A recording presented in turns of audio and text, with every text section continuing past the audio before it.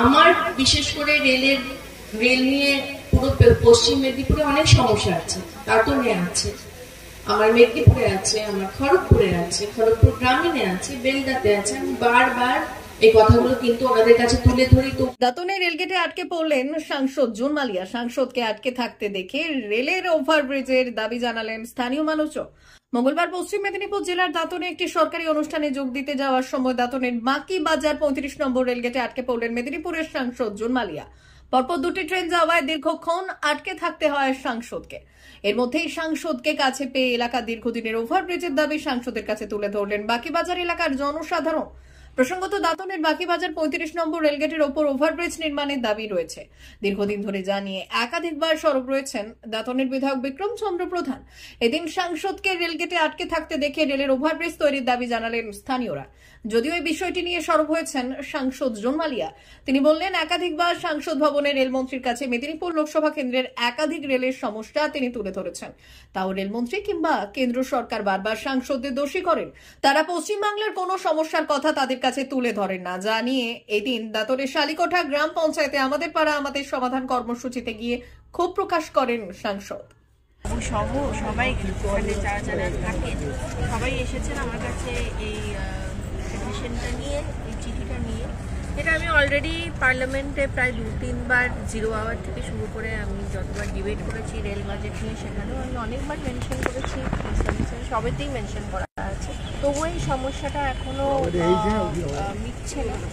আশা করব যে এটা আমি আবার তুলে ধরবো, পার্লামেন্টে তো অবশ্যই তুলে ধরবো। তো আশা করব যে এবারে অন্তত ওনারা একটু প্রাধান্য দিয়ে এই যে আন্ডারব্রিজ বা ওভারব্রিজ যে কোনো একটা করে দিতেই হবে। কারণ এখানে 24 ঘন্টার মধ্যে ওনারাই বলছেন যে 22 ঘন্টা প্রায় গেট প্রায় বন্ধ থাকে। অধিকার মানুষরা যারা থাকে তাদের পক্ষে খুবই অসম্ভব।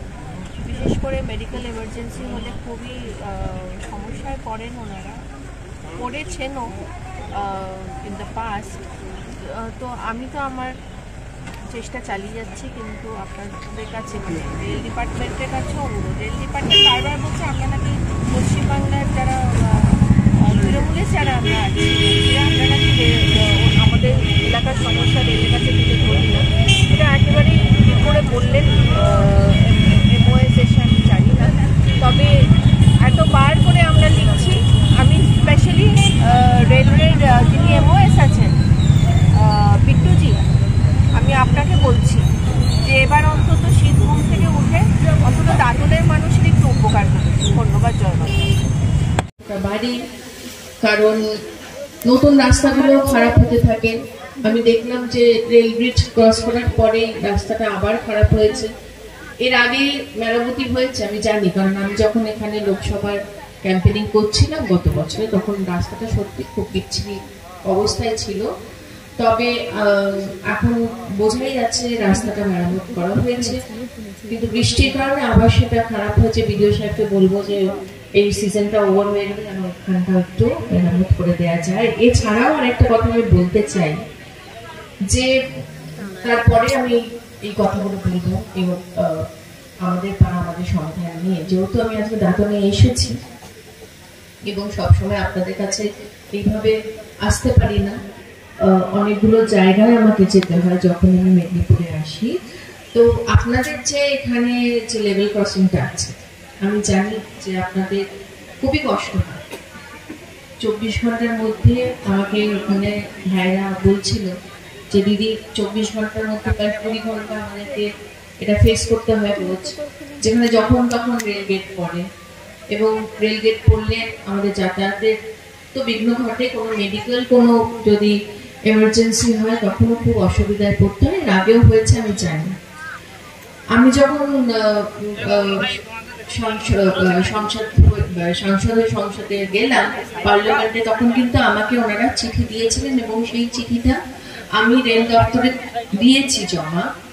এছাড়াও আমি পার্লামেন্টে প্রায় 3 থেকে 4 বার এই সমস্যাটা নিয়ে কিন্তু বলেছি, সেটা রেকর্ডেড আছে। তবুও যখন ওখান থেকে কলকাতায় রেলমন্ত্রী এলেন, মানে এমওএস নবনীত বিট্টুজি, তখন উনি বললেন যে আমরা নাকি পশ্চিমবাংলার আমরা যারা এমপি আছে আপনাদের কষ্টের কথা নাকি আমরা তুলে ধরি না, সেটা শুনে আমার ভারী অবাক লাগলো। কারণ শুধু আমি নই, আমার সাথে বাকি যারা আছে, বিশেষ করে তৃণমূলের যারা এমপিরা, বিজেপির এমপিরা, সরি আমি একটা সরকারি অনুষ্ঠান তবুও আমাকে বলতে হচ্ছে, কারণ আমি মানুষের সাথে আপনারা এতজন এসছেন, আপনাদের এটা শোনা দরকার। স্পেশালি ওনাদের বিজেপি এমপিরা কিন্তু একটা কথাও বলে না, ওদেরকে বলতে দেওয়া হয় না, হয়তো ওরা সুযোগ পায় না।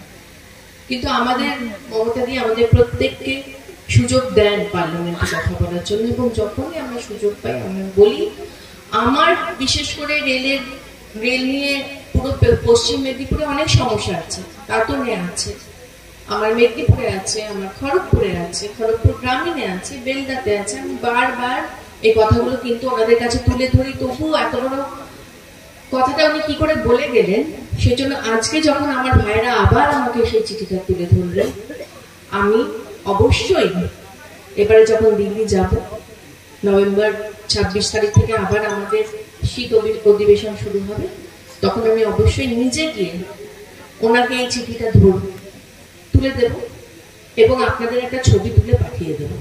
কারণ এরপর থেকে মনে হচ্ছে যে ওনাদের সাথে ছবি তুলে রেকর্ড না করলে ওনারা এইভাবেই এসে ওনাদের মন গড়া কথাগুলো বলে যায়।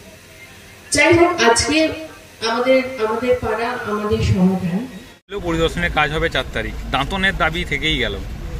আমি তো সবই দিয়েছি, এটা তো রেকর্ডেড আছে পার্লামেন্টে, আমার মানে গত বছর ধরে বলেই যাচ্ছি। তবে ওনারা আবার দিচ্ছেন, আশা করি যে এবার রেলের একটু শীতঘুম ভাঙবে এবং এটাও হয়ে যাবে। ভারত সরকারের এনসিভিটি ও পশ্চিমবঙ্গ সরকারের WBSCVT অ্যান্ড DIT অনুমোদিত 10 গ্রাম অনুরণ প্রাইভেট ITI। আপনি কি কারিগরি শিক্ষায় বিশেষ প্রশিক্ষণ নিতে চান? কারিগরি শিক্ষার একমাত্র বিশ্বস্ত প্রতিষ্ঠান 10 গ্রাম অনুরণ প্রাইভেট ITI, 10 গ্রাম, সবং, পশ্চিম মেদিনীপুর। আমাদের এখানে ইলেকট্রিশিয়ান, ফিটার, সার্ভেয়ার এবং হেলথ স্যানিটারি ইন্সপেক্টরের কোর্স যত্ন সহকারে করানো হয়। ভর্তি চলছে। ভর্তি হতে আজই আসুন আমাদের 10 গ্রাম অনুরণ ITI-তে। মাত্র 2 বছরে ইলেকট্রিশিয়ান, ফিটার, সার্ভেয়ার এবং 1 বছরে হেলথ স্যানিটারি ইন্সপেক্টর কোর্স করানো হয়। এখানে প্রশিক্ষণ শেষে পেয়ে যাবেন 100% জব গ্যারান্টি। আমাদের ITI এর বিশেষত্বগুলি হলো স্বল্প ভর্তি ফিস, উন্নত প্রযুক্তিযুক্ত ল্যাব ও অভিজ্ঞ অধ্যাপক মণ্ডলী দ্বারা থিওরি ও প্র্যাকটিক্যাল ক্লাসের সুবিধে, প্রশিক্ষণের জন্য বিশেষ ল্যাব ও ওয়ার্কশপ, ST, SC, OBC এবং সংখ্যালঘু ছাত্রছাত্রীদের জন্য পশ্চিমবঙ্গ সরকারের স্কলারশিপের ব্যবস্থা। সার্ভেয়ার কোর্সের সাথে অটোকেট করানো হয়। অত্যাধুনিক শীততাপ নিয়ন্ত্রিত কম্পিউটার ল্যাব ও প্রজেক্টরের মাধ্যমে ক্লাসের সুবিধে। তবে আর দেরি কেন? আজই ভর্তি হতে চলে আসুন 10 গ্রাম অনুরণ প্রাইভেট ITI-তে। আমাদের ঠিকানা 10 গ্রাম, সবং, পশ্চিম মেদিনীপুর। যোগাযোগ নম্বর 9547221516 অথবা 9832728877।